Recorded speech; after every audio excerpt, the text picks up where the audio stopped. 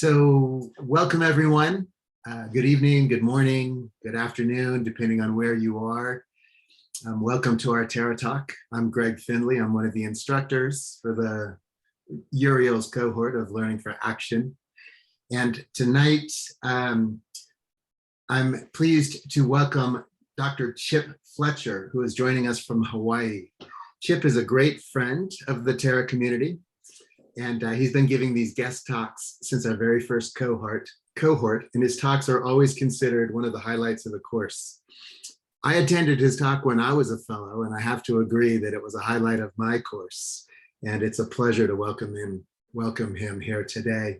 Dr. Fletcher is the Dean for Academic Affairs and Professor of Earth Sciences at the School of Ocean and Earth Science and Technology at the University of Hawaii at Manoa, and he is the chair of the Honolulu Climate Change Commission. Chip's teaching and research focuses on climate change, coastal community resiliency, and natural coastal systems. He has received a number of awards for teaching, research, and community service, and together with his students, he has published over 100 peer-reviewed articles, as well as 3 textbooks. Welcome, Chip, and thank you for being here. Thanks, Greg. And thank all of you for whatever hour of the day it is for you for wanting to learn a little bit more about climate change.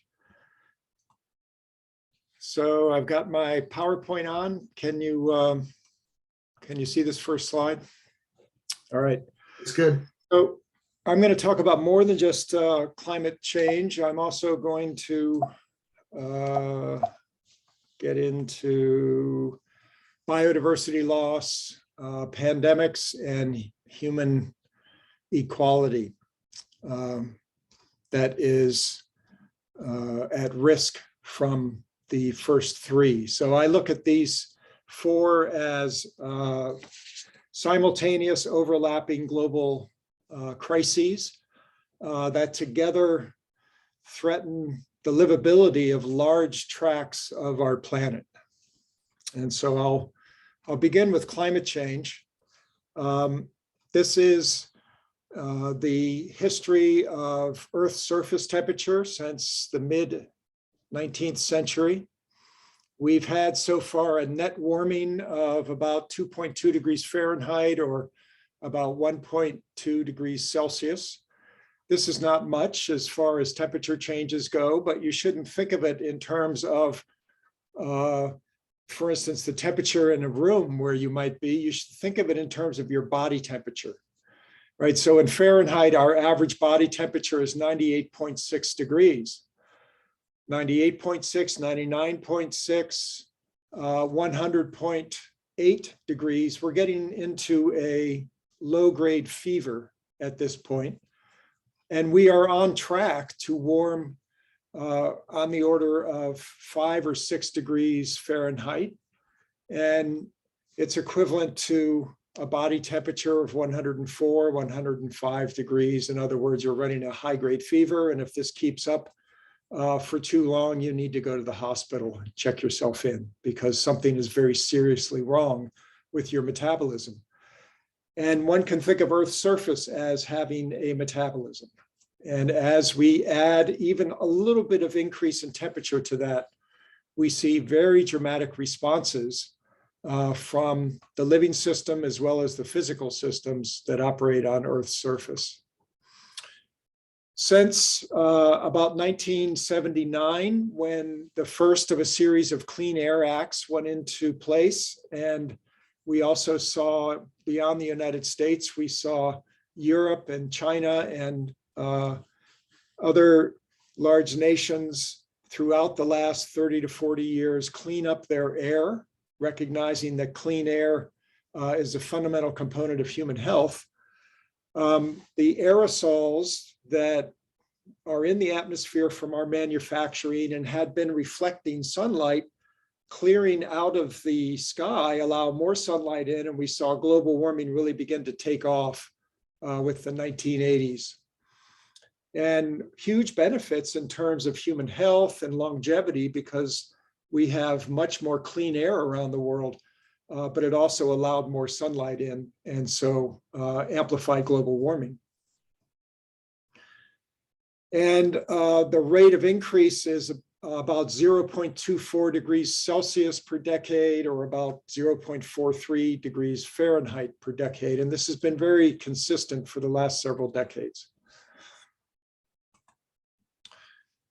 We know that the vast majority of warming that we are seeing is being driven by carbon dioxide. Basically, we have a natural greenhouse effect on planet Earth that allows life as we know it to exist. The natural greenhouse effect has an average surface temperature on the planet of a little more than 50 degrees Fahrenheit. But if we did not have this natural greenhouse effect, the average surface temperature would be below freezing, and life as we know it wouldn't exist. The problem is that by burning fossil fuels and engaging in certain land use practices, we are releasing minute amounts of very powerful gases that trap heat that would otherwise escape to space. And so we are amplifying this natural greenhouse effect, creating an anthropogenic greenhouse effect. And carbon dioxide is the most important, because when it warms the air, we can see carbon dioxide stay in the air for many centuries. In fact, after some release of carbon dioxide has occurred into the atmosphere, after 1,000 years, as much as 30% of that CO2 could still be in the atmosphere. And carbon dioxide traps heat. And when you warm the air with carbon dioxide, it becomes more humid. And water is actually the most powerful greenhouse gas. So by warming the air with certain greenhouse gases, you increase the water vapor, and that traps even more heat. So this is called an amplifying feedback effect. And carbon dioxide has been estimated to be responsible for on the order of 70% of the anthropogenic greenhouse effect, the above natural greenhouse effect. And when we first started measuring carbon dioxide in the atmosphere as early as the late 1950s, the average rate of growth was about 0.8 of a part per million per year. A part per million is the same as a part per 100. You know part per 100 as percent. Part per million is simply parts per million. And the growth rate of CO2 in the atmosphere was less than 1 part per million per year, but now averaged over the past decade, it's growing at almost 2.5 parts per million per year. So CO2 is accelerating. The increase of CO2 in the atmosphere is accelerating despite the amazing conversion to renewable energy that is taking place across the planet, faster than many other types of industrial revolutions that we've been through. The speed with which we are deploying renewable energy around the planet, however, is exceeded by the demand for new energy, which is largely coming from fossil fuels, because demand for new energy is occurring in the developing nations, and the infrastructure they have at hand is fossil fueled infrastructure.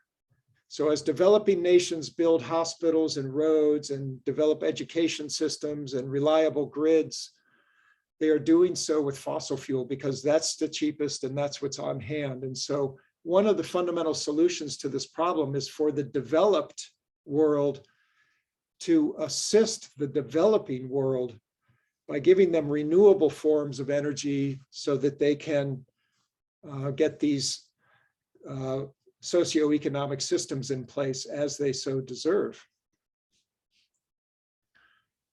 We've now reached 420 parts per million of CO2 in the air. This is more than 50% greater than the pre-industrial level. And more than half of all industrial carbon dioxide emissions have occurred since 1988, which was the year that NASA scientist James Hansen told Congress during testimony that in his opinion, climate change was not only real, it was already changing the world.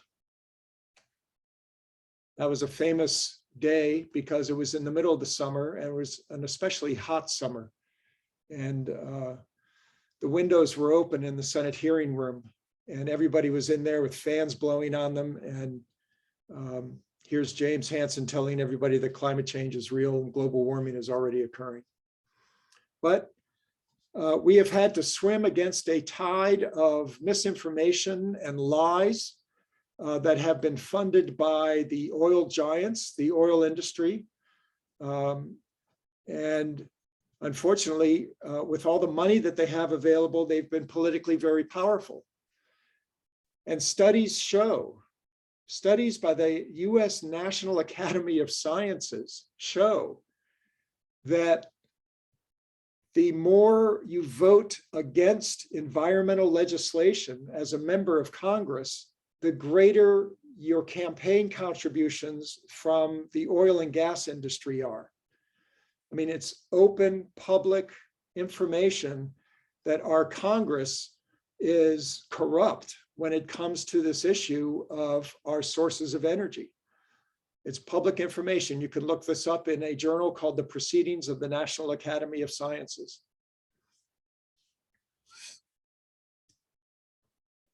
So recognizing the problems associated with climate change, the United Nations has created what's known as the Framework Convention on Climate Change, or UNFCCC. And they have an annual meeting called a Conference of Parties, or a COP. And in 2015, the annual meeting got the world's nations to agree to stop global warming before it reached 2 degrees Celsius above the pre-industrial level, and to pursue efforts to end warming before reaching 1.5 degrees. This target of 1.5 degrees came at the request, the very strong urging of the atoll nations and other island nations, as well as nations bordering the Sahara Desert, who said 2 degrees Celsius is a death sentence to us, and indeed it is. And even 1.5 degrees Celsius, which I have to tell you, we're going to zoom right on past. We've set in motion already the end of atoll nations and semi-arid regions of the world, unless we can start to pull CO2 out of the air. So with this benchmark of 1.5 degrees Celsius, 3 years later, a report came out from the Intergovernmental Panel on Climate Change, which asked the questions, what does 1.5 degrees Celsius look like on planet Earth? And it came to a number of conclusions. Warming will persist for centuries to millennia, and we'll see increases in hot extremes, heavy precipitation, drought, sea level rise. This will drive species loss and extinction. The ocean is going to stratify and become, there will be large areas where dissolved oxygen is going to be reduced. We have ocean acidification and heating, and on and on and on, a number of very negative impacts to our one and only home that basically threaten the safety of humanity, and certainly threaten the natural ecosystems that we need, that we rely on. So what is our progress on this goal of 1.5 degrees? On the bottom axis, we have the first half of this century up to 2050. On the vertical axis, we have carbon dioxide emissions in terms of gigatons. A gigaton is 1 billion tons. And 2019 was the record year for carbon dioxide emissions. Then we went into the pandemic and we saw emissions decrease a little more than 5%. And last year in 2021, with government stimulus coming out around the world, the US as well as the other nations of the world, government stimulus to pull out of the recession that had been started was a missed opportunity. That government stimulus could have gone towards new soil conservation methods in agriculture. It could have gone towards ramping up renewable energy, but a lot of it, unfortunately, was spent on fossil fuel energy. Now, remember, we need to reduce emissions in order to stop warming, and this is the pathway to 1.5 degrees Celsius, stopping warming at 1.5. We need to reach net zero emissions in only 30 years. And in only 8 years, our emissions have to be cut by 48%, or basically in half. Now, as part of the UNFCCC, every nation has to pledge or promise to cut greenhouse gas emissions. And these pledges are ratcheted up every 5 years. And the most recent pledges came out after the Glasgow climate meeting in November. And the announced pledges by the world's nations would indeed stop warming at 2 degrees Celsius. But there's a difference between what nations promise and what nations actually have as real policies, on the ground policies. And when you analyze the policies, the energy policies, the investment in new infrastructure, we find that we are on a pathway to almost 3 degrees Celsius warming.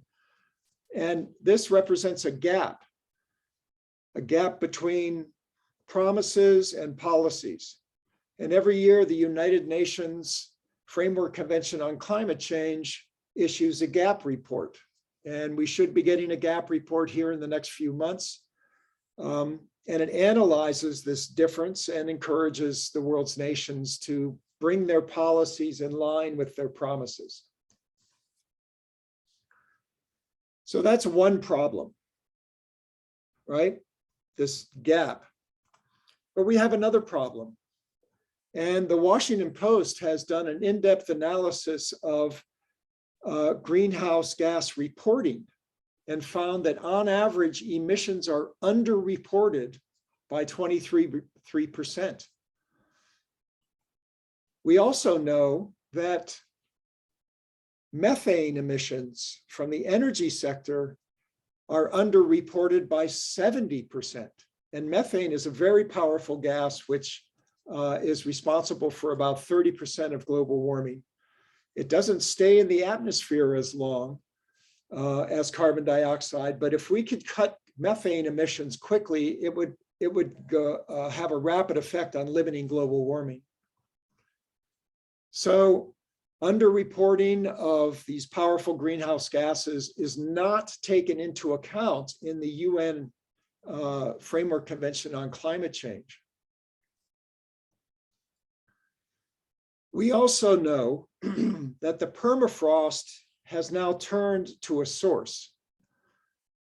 During the summertime, the awakening of the vegetation and photosynthesis in the Arctic permafrost pulls 1 billion metric tons of CO2 out of the air every year.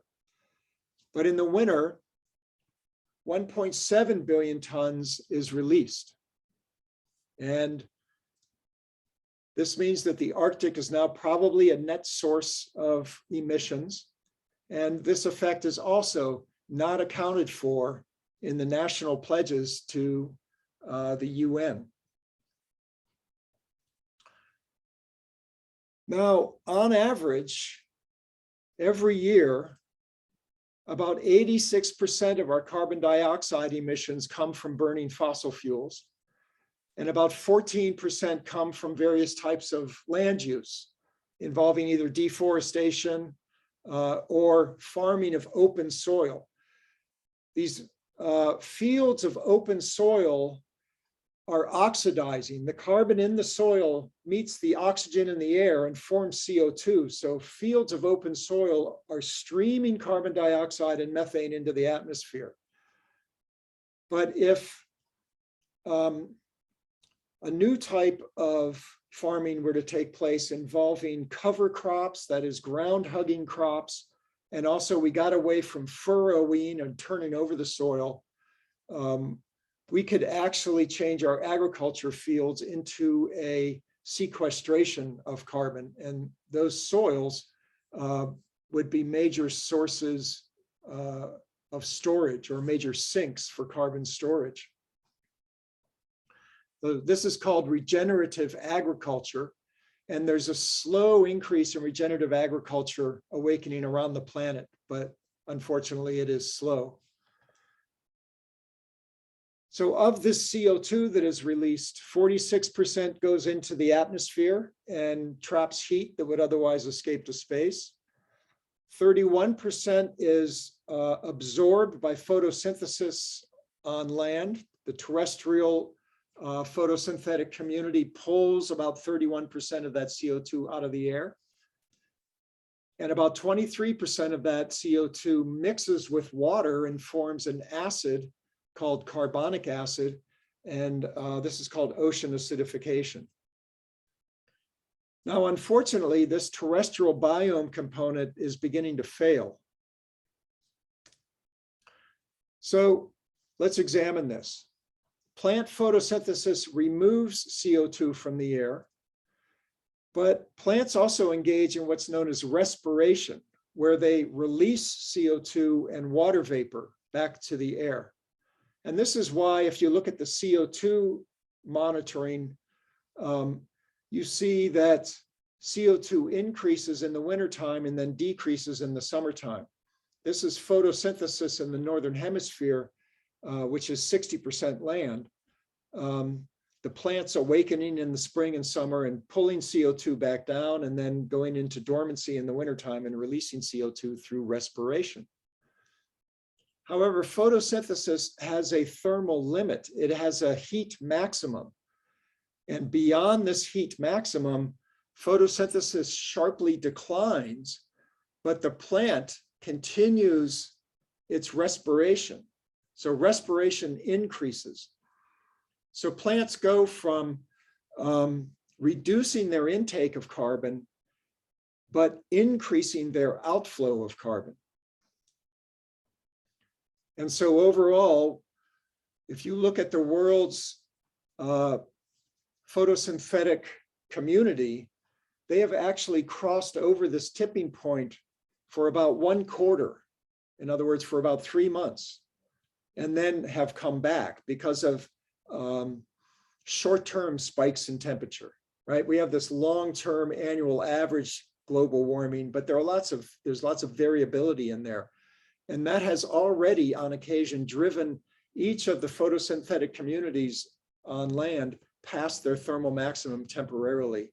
And then when the warming spike ended, they've come back down.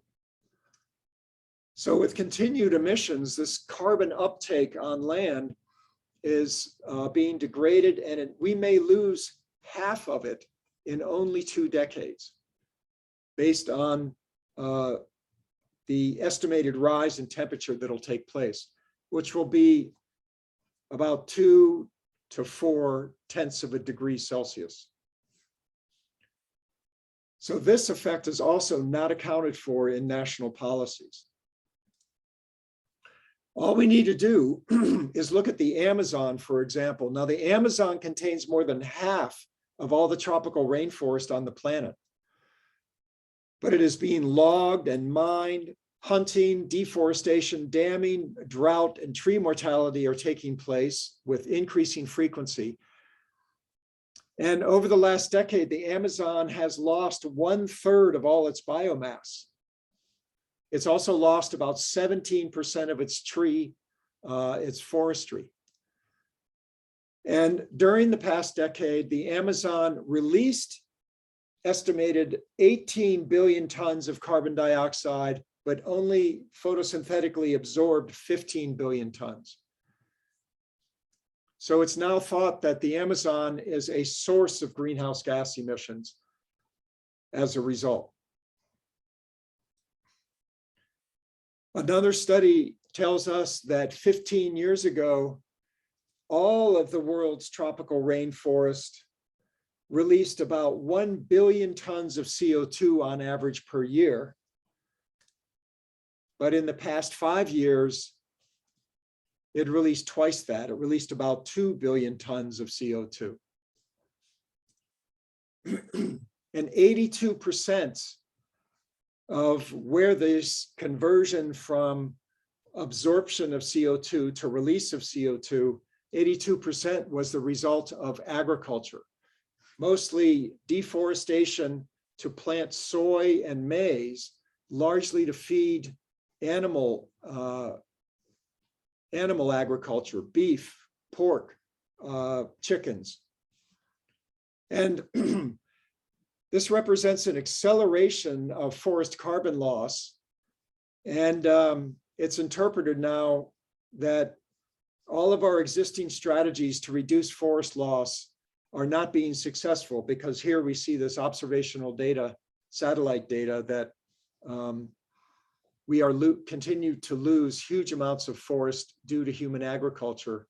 And all of the forest is slowly turning into a source of carbon dioxide.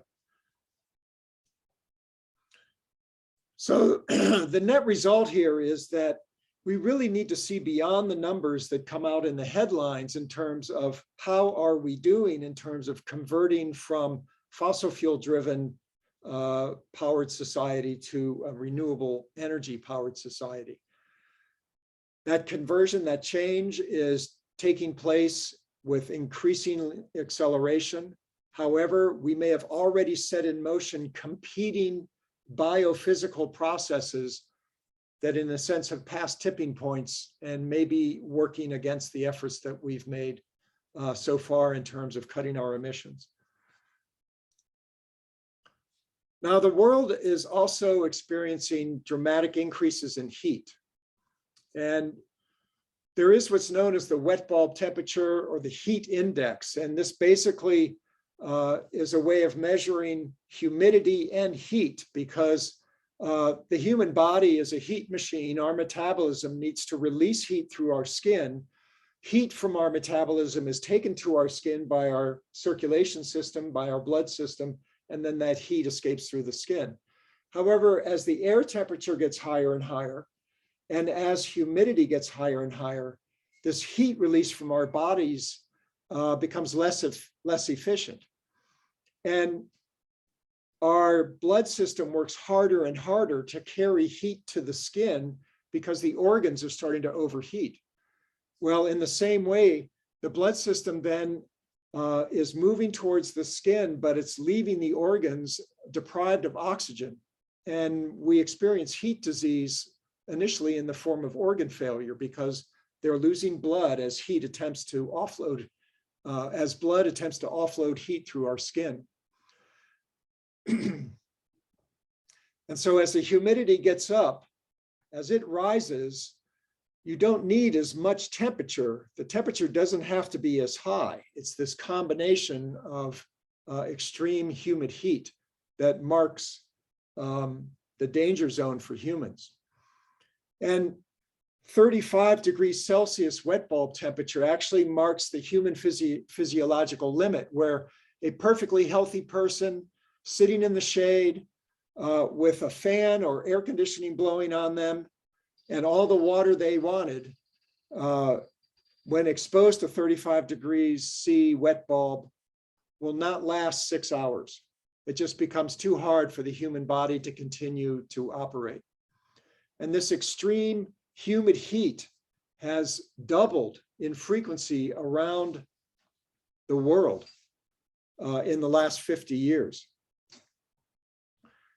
And now 37% of summertime heat-related fatalities can be attributed to climate change, strictly to climate change. And we see papers coming out all the time modeling this effect. Emergence of heat and humidity too severe for human tolerance, escalating global exposure to compound heat humidity extremes with warming, business as usual emissions will lead to super and ultra extreme heat waves, deadly heat waves projected in densely populated agriculture areas. So this is a major problem. And this paper came out in Proceedings of National Academy of Sciences called Future of the Human Climate Niche. And it tells us that today, those little black areas in the Sahara are the locations where it's too hot for human existence. They represent less than 1% of today's land surface. But our current pathway to 3 degrees Celsius expands this to almost 1/5 of Earth's land surface becoming too hot for human existence. And this is projected to occur in 50 years. And so these areas with the dark brown hatching, all of India, basically, all of Southeast Asia, Northern Australia, the Middle East, North Africa, huge parts of South America and Central America. These are areas that today are home to 1/3 of the human population. And those people are going to have to move. They're going to see water scarcity, food crop failure. They're going to have to move. And we've already begun to see where boundary areas, where national boundary areas are turning into conflict zones as people are being displaced from their homelands that are becoming unlivable, and they want to find new homes for themselves. The majority of where we see this today is either along the southern border of the United States, where we have families who have been displaced by drought, agriculture families whose farms have failed and whose communities have been taken over by a criminal element, displaced and wanting to travel to the United States, fundamentally because of drought. Or we see communities from the Middle East because their farming economy has collapsed. It collapsed in Syria, which led to a civil war, as they try and move into the European Union. You may have heard of Brexit. Brexit has its roots in the voters in England wanting to stop the flood of Syrian refugees across the English Channel. And so they seceded from the European Union because the EU has a policy of open borders. So we already see the political ramifications and the socioeconomic ramifications for parts of our planet becoming too hot to support human life. And for every additional 1 degree C of warming above today, it's estimated that we'll see 1 billion people displaced. I point you to Jacobabad in Pakistan, which last week saw 49 degrees Celsius temperatures, 120 degrees Fahrenheit. And this week, they're up to 52 degrees Celsius temperatures. So they're approaching 130 degrees Fahrenheit. So this is already taking place on our planet. Climate change and expanding human needs have led to water and food impacts as well. So today, on the continental United States, we pull 17% more water out of our aquifer systems than nature can recharge every year. So we are engaging in a net loss of aquifer water, which is where most of our water comes from. And most of our water is used for irrigating food. In China, they are withdrawing water 22% faster than nature can replace it. India, 52%, and the Middle East and North Africa, thousands of percent faster than nature can replace this water. And the demand for water is expected to grow by half over the next 30 years. In fact, 1/4 of humanity today faces a looming water crisis every year. 17 nations are under extremely high water stress, meaning that they are using almost all the water they have. And here in the United States, we are watching the Western states slowly collapse. The governor of California has announced increasing water restrictions. There are 4 major reservoirs that provide irrigation water. They are down to below 30% of their capacity, and they also generate electricity. And the managers of these reservoirs are scrambling to figure out what to do. Areas of California, Arizona, New Mexico that are strongly irrigated, these are also major food areas, food belts. The drought taking place in the Western states began 20 years ago. and it's considered a mega drought.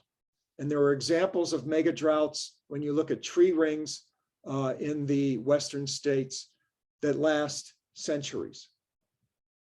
And our climate modeling suggests that we're in the midst of one of these mega droughts that is actually growing worse and worse. Now, something a lot of people don't realize is that soy, maize, rice, and wheat, these four fundamental cereals that provide human protein, turn more sugary and lose micronutrients as there's more CO2 in the air. In fact, we see less protein, less zinc, less vitamin B complex, and less iron in these four cereals. And we can take wheat as one example. Global wheat provides 1/5 of all human protein. But the yield every year is threatened by drought and flood and wildfire, and also higher CO2.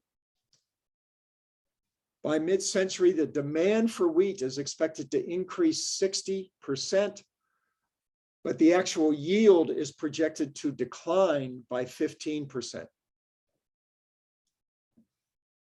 One of the consequences of this is that an additional 300 million people will become malnourished over the next 30 years, and almost 1.5 billion women and children likely to have anemia because of this effect, the loss of micronutrients.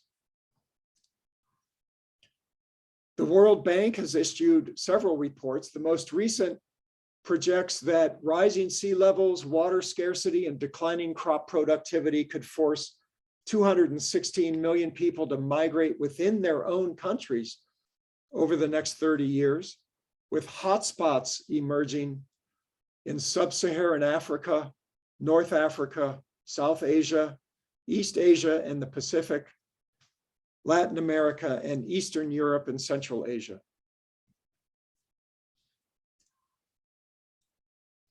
The Council on Strategic Risks, which is part of the White House, says that even at scenarios of low warming, each region of the world will face severe risks to national and global security in the next 3 decades.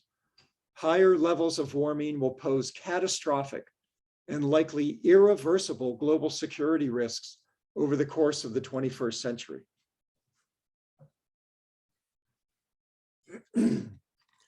Now, the natural world and wild places are being sacrificed to our insatiable demand for goods and services and food. This paper points to the rise of per person consumption increasing 59% and global economic activity increasing 400% over the last 50 years. Much of this economic growth has come at the expense of the natural world, which has increasingly managed to keep up with our demand for food, energy, timber, paper, minerals, and more. This paper describes this as an unparalleled appropriation of nature, causing the fabric of life on which humanity depends to fray and unravel. Since 1970, food crop production has increased 300%, and half of all agriculture expansion has come at the expense of forests. In 2019, the rate of deforestation was 1 football field every 6 seconds. More than half of this was to raise cattle and the grain to feed them. 43% of all ice and desert-free land. 2/3 of all freshwater use is for human food production. Over 80% of farmland is used for livestock, but it produces only 18% of calories. Cattle and the grain they eat use 1/3 of available land surface on this planet, 16% of all available fresh water, and 1/3 of worldwide grain production goes to feed cows. Producing beef, however, generates 100 times more greenhouse gas than plant-based food. 86% of all land mammals are now either livestock or humans. Of all birds, 70% are chickens and other types of poultry in factory farms. Human overconsumption, population growth, and intensive farming has destroyed almost 70% of vertebrate wildlife in the last 50 years. And this has led to the growth of pandemics. There have been 335 new infectious diseases that have emerged in recent decades. 60% of new pathogens and 75% of new or emerging infectious diseases are zoonotic. That is, they jump species from animals to humans. Ebola, HIV, malaria, West Nile, anthrax, encephalitis, Zika, SARS, MERS, COVID-19. These are just a few that have made headlines in the last decade. These are called spillover events, where microbes carried by animals cross into humans through contact with wildlife and livestock. And there are 4 venues where these spillover events tend to take place. The first is through habitat loss. Roughly 1/3 of new zoonotic diseases are directly attributed to deforestation and the destruction of the natural world. 40% of the world's original forests have been eliminated, and only 2.9% of Earth's land surface remains faunally intact, meaning that less than 3% of Earth's land surface has a wild animal community. The second venue for spillover events is extreme weather. Floods, wildfire, and heat waves displace humans and pathogens, bringing them into contact with each other. This is also a time when human immune systems are weakened, and disease is a major problem following disaster events. The third venue for spillover is vector expansion. The tropics are expanding, allowing ticks, mice, mosquitoes, deer, and other carriers of disease to move into new human communities. We have also largely hunted out the apex species in most wild places. And by hunting out the apex species, the rodent community is exploding. Rodents, mosquitoes, and bats are very cryptic. That is, they can live quietly without being observed in human communities. Mice, rats, and bats especially are very strong carriers of these zoonotic diseases. And they adapt very well to human communities. And the fourth venue for spillover events is concentrated animal feeding operations. We will cram thousands of chickens or hundreds of pigs, dozens and dozens of cows into a factory farm, and disease can run through this community. And when an animal dies, its carcass is removed and a living animal is put in its place. There's no natural filter for the growing pathogenesis of the disease. In nature, a virus cannot afford to kill its host all the time. It will run out of hosts and the virus will no longer exist. So there's a natural evolutionary filter that keeps bacteria and viruses from becoming extremely fatal. However, we've removed that evolutionary filter in concentrated animal farming operations because we constantly put in more living animals. And so we get natural replication of DNA through generations of viruses. And those that are more pathogenic, those that are more virulent, are not screened out by natural processes. Pork, poultry, and beef are kept alive under these conditions by pumping them with antibiotics. And nearly 2/3 of drugs that are important for human medicine in the US are sold for this purpose. And of course, this has led to led to the rise of bacterial resistance, the creation of superbacteria and superviruses that resist our medicines, our antibacterials. So disease, environmental damage, climate change, and human inequality all form an amplifying feedback. Disadvantaged groups suffer disproportionately, resulting in greater inequality, and they lose resilience. They don't recover before the next extreme weather event or the next climate shock hits them. The ratio between the income of the richest 10% and the poorest 10% on this planet is 25% wider than it would be without climate change already. This is the history of carbon dioxide emissions since 1850. And this is what its future needs to be. And we gain 15 years if we're shooting for the 2°C target. 40 to 50% reduction by the end of this decade. And what is so often forgotten is that we have to remove CO2 from the air for the rest of the century and beyond. And the massive reforestation projects and the massive infrastructure to pull CO2 from the air using mechanical technological devices is nowhere in evidence. We've been focusing exclusively, essentially, on cutting our greenhouse gas emissions. And that is critical, and we need to do it faster. But we also need to begin the process of sequestering CO2, pulling it out of the air. This decade is a pivotal decade that will determine the future of all humanity. So how do we stop warming? We need a zero emissions electric grid. Existing fossil fuel infrastructure has to be decommissioned, and existing fossil fuel reserves have to be kept in the ground. Our transportation sector has to become emissions free. Our buildings around the world have to become emissions free.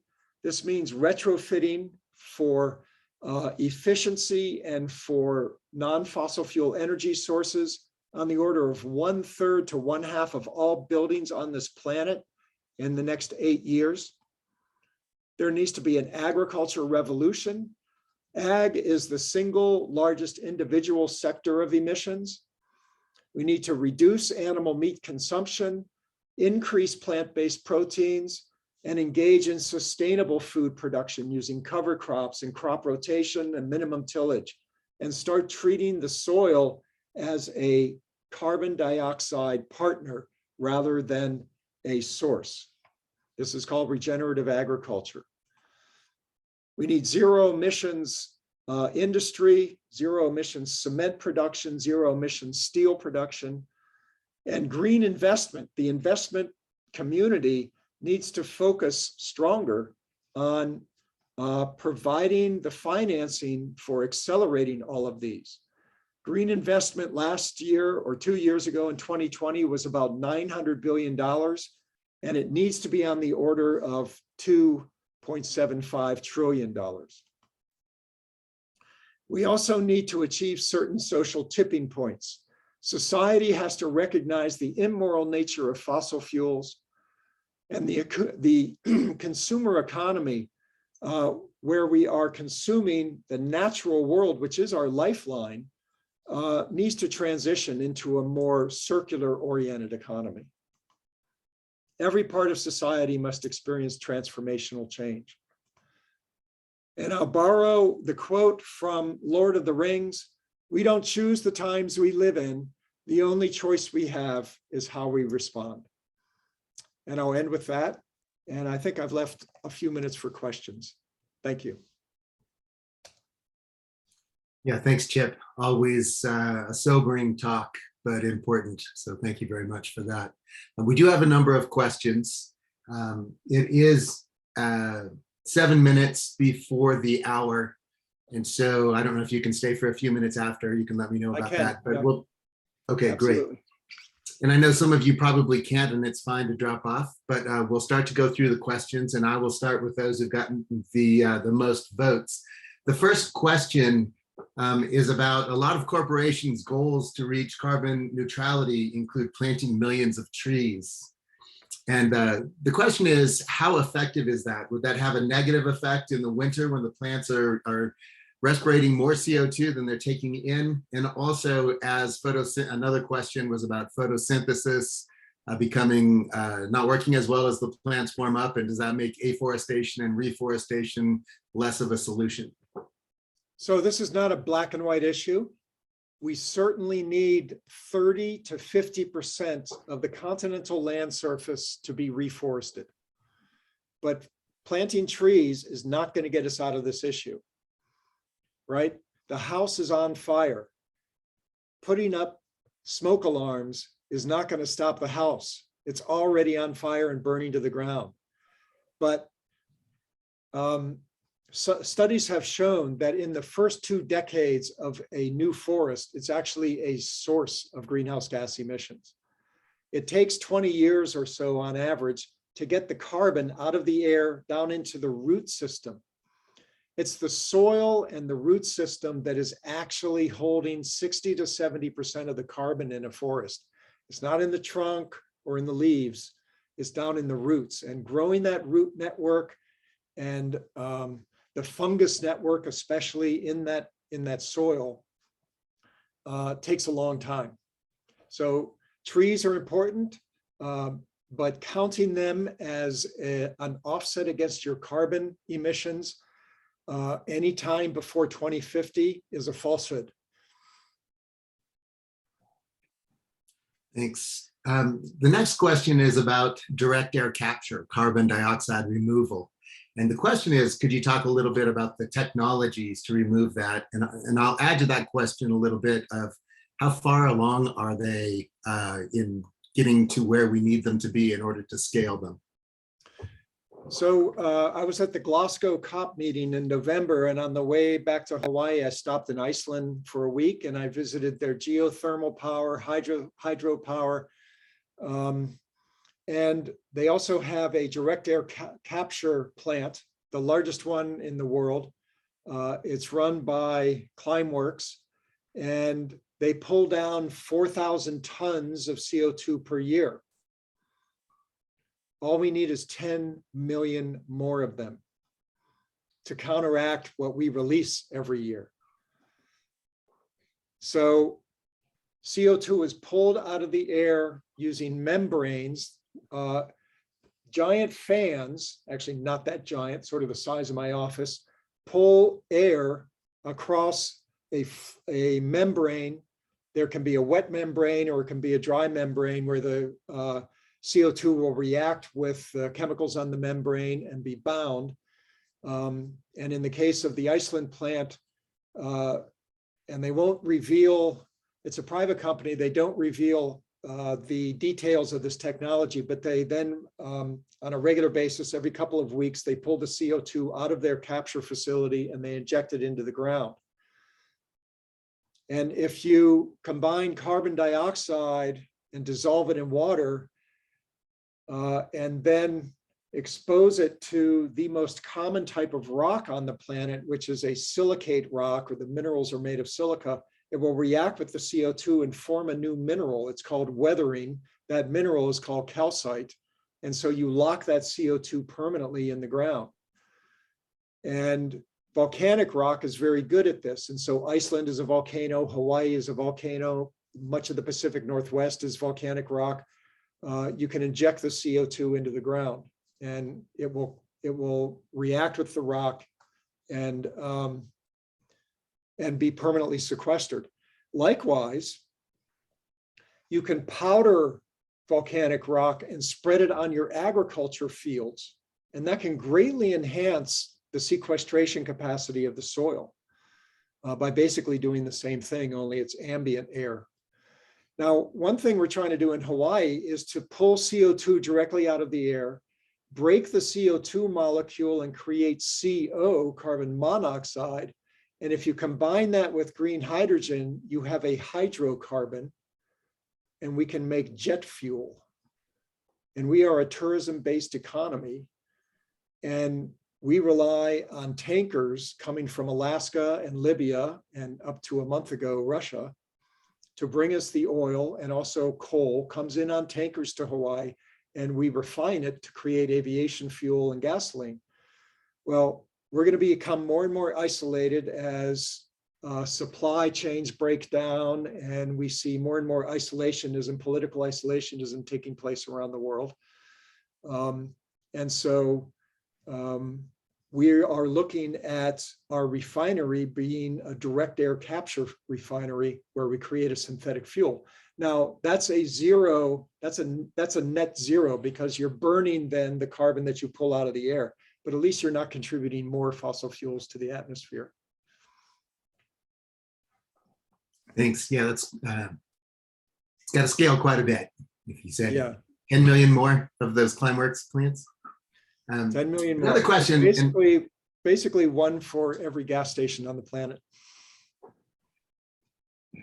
Another question here is about carbon offsets. And the way the question is worded is, why are carbon offsets considered greenwashing? Well, you know, we're beyond the point where you can release carbon and then pay for the, you know, pay the penalty of someplace else, somebody else pulling carbon out of the air. That's a one for one. Like I said, the house is burning down. We need to just quit the emissions right now. We need to cut the emissions, and offsetting is simply an excuse to continue to allow you to emit. That's not the right message. That's not the right way to go. You need to figure out how to stop emitting, whatever you are, whatever business, whatever nation, and then planting trees, which is the, you know, the largest offset. That's good stuff, but like I said, it takes a couple of decades before the trees that you plant actually become a net sequestration effort, before they actually begin to pull down more CO2 than they release to the atmosphere. So I think basically carbon offsets are bullshit, pardon my French, but I think they're just an excuse to allow whatever your enterprise is to keep on emitting. And really what you should be doing is figuring out how to stop emitting.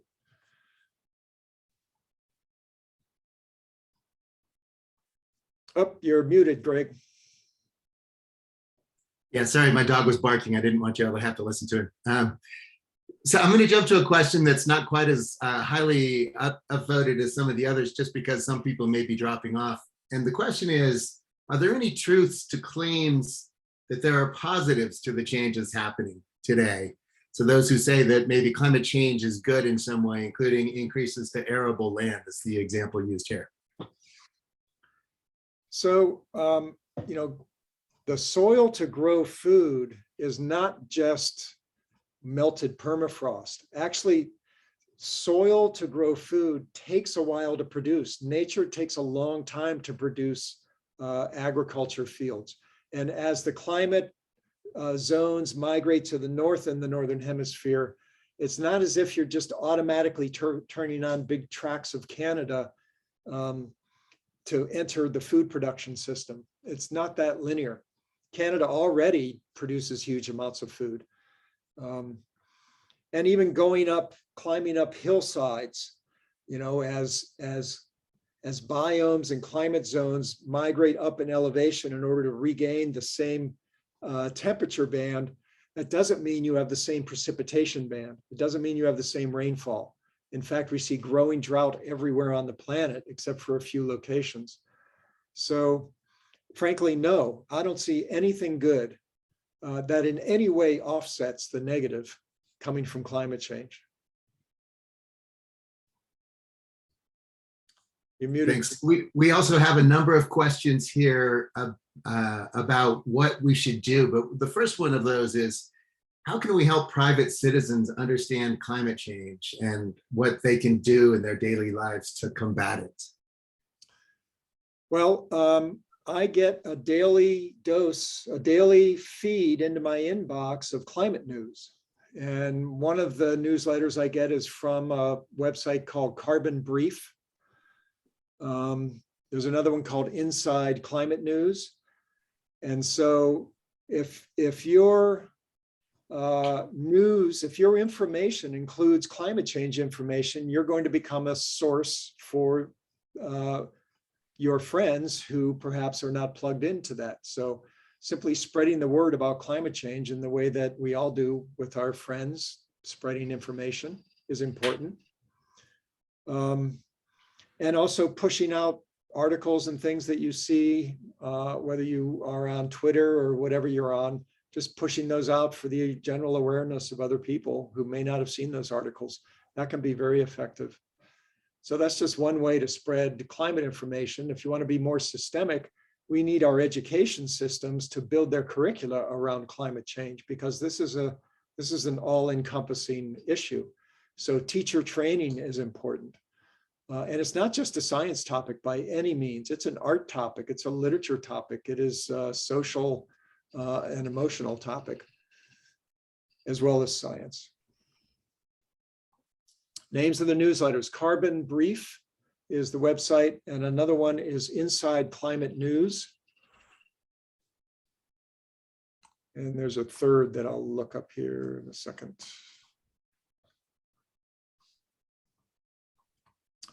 Thanks More for those questions, Greg? Yeah, go ahead. Yeah. So if we have a comment, this is incredibly depressing. And then where would you suggest we focus our attention and efforts? There are a number of questions about that. What is the most important thing that we could do? If we could, what can we do to address this problem in the time that we have left? What would be the most effective thing to do? In the time that you have left. Well, the time that, at the speed and scale necessary. How's that? That's a good way to put it. So here's some newsletters for you in the chat. So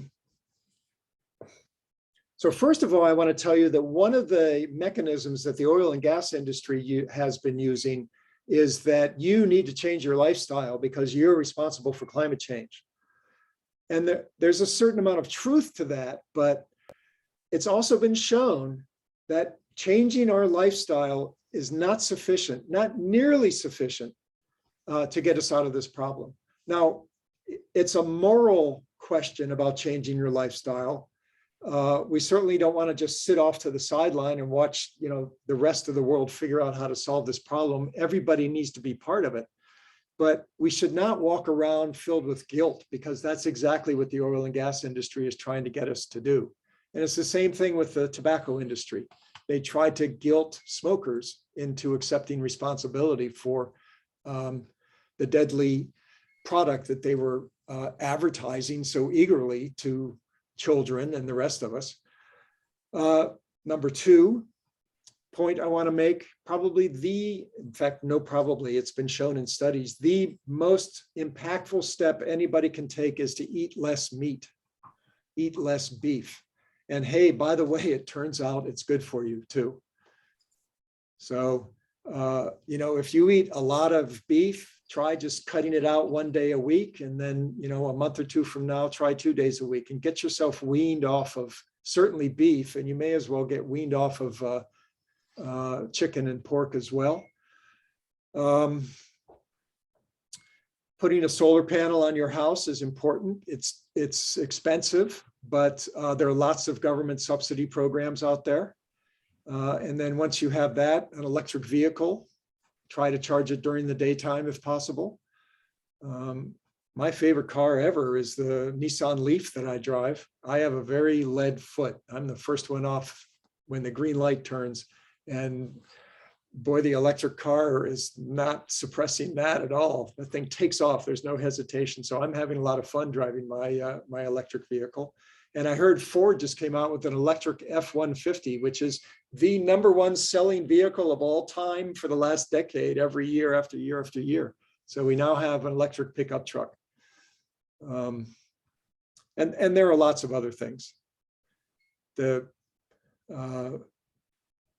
online is filled with answers to the question of how can I help stop climate change?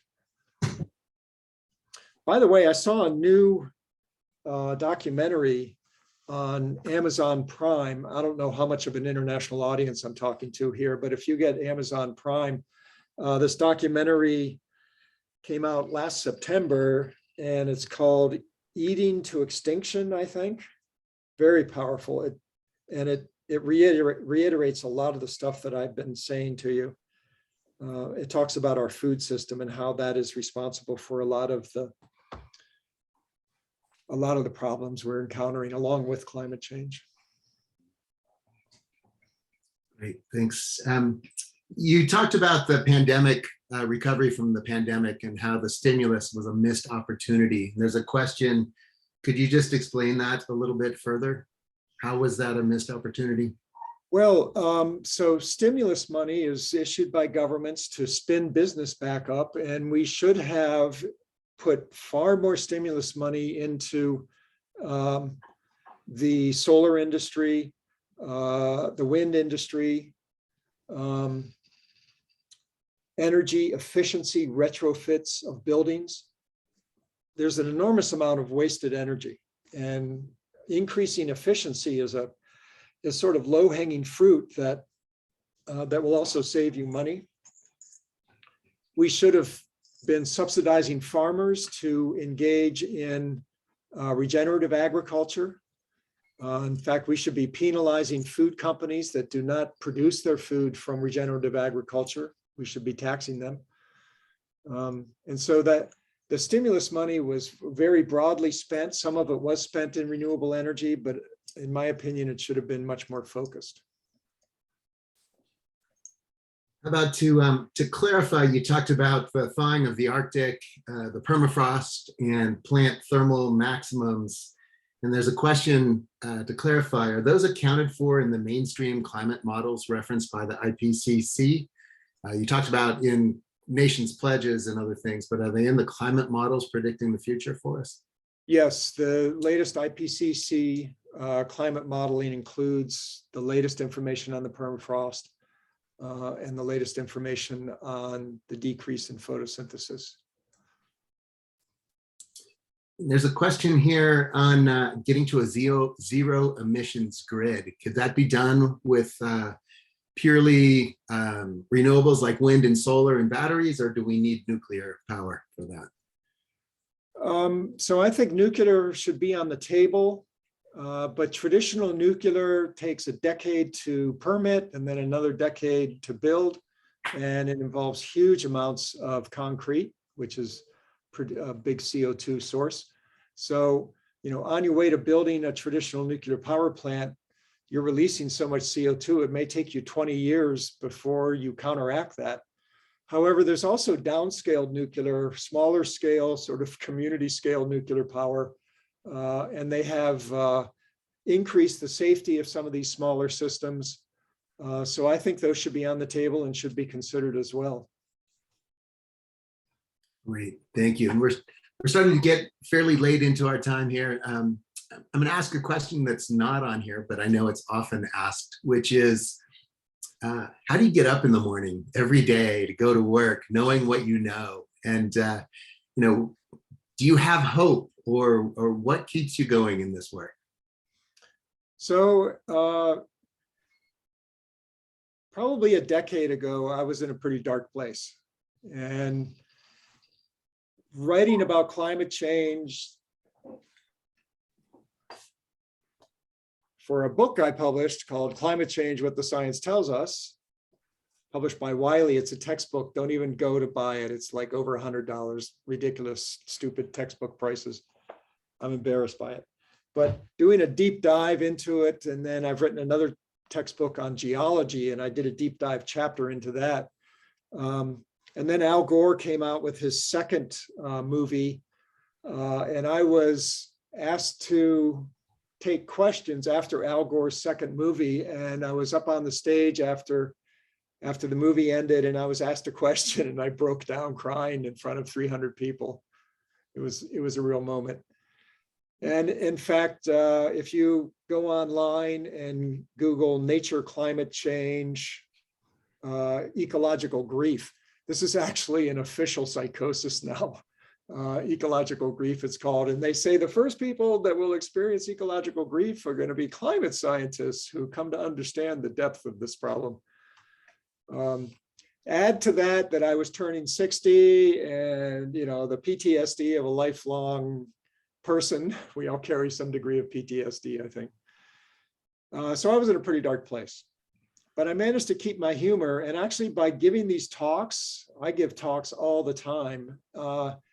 It's action that helps me deal with it, because the solution to grief is action.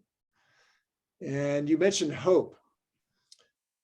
In some ways, hope can be our biggest enemy, because hope is not going to do the trick here. That's thinking that someone else will take care of it. Really, it's about optimism. And where do you get optimism? Optimism is embedded in action.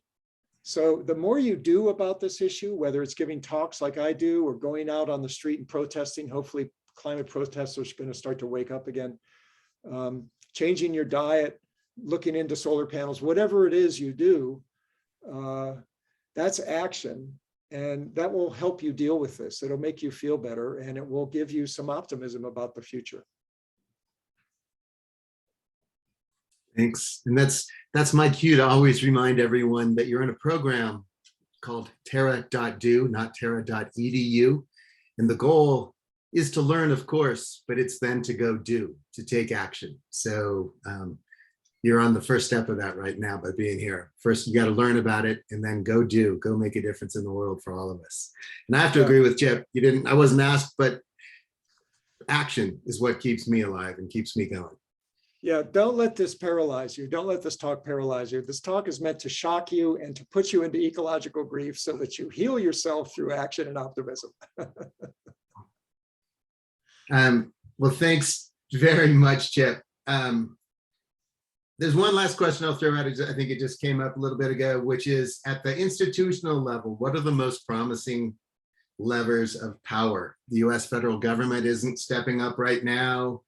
Are labor unions or local action better, or the youth climate movement, or protests? Or you know, you might be surprised by the answer, but I think the investing community, this thing called ESG, which is environment, social governance, it's a term for the wealthy investment community to do good stuff as part of their business model.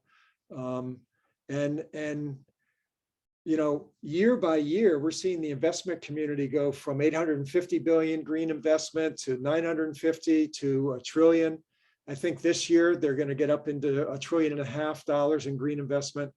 They're really moving forward quickly because they realize there is no future, there is no profit unless we invest in solving this problem. So I really think the investment community is stepping up to the plate and doesn't have to deal with the messy, you know, democracy, doesn't have to deal with messy authoritarian government, because these are people that are very quantitative thinkers.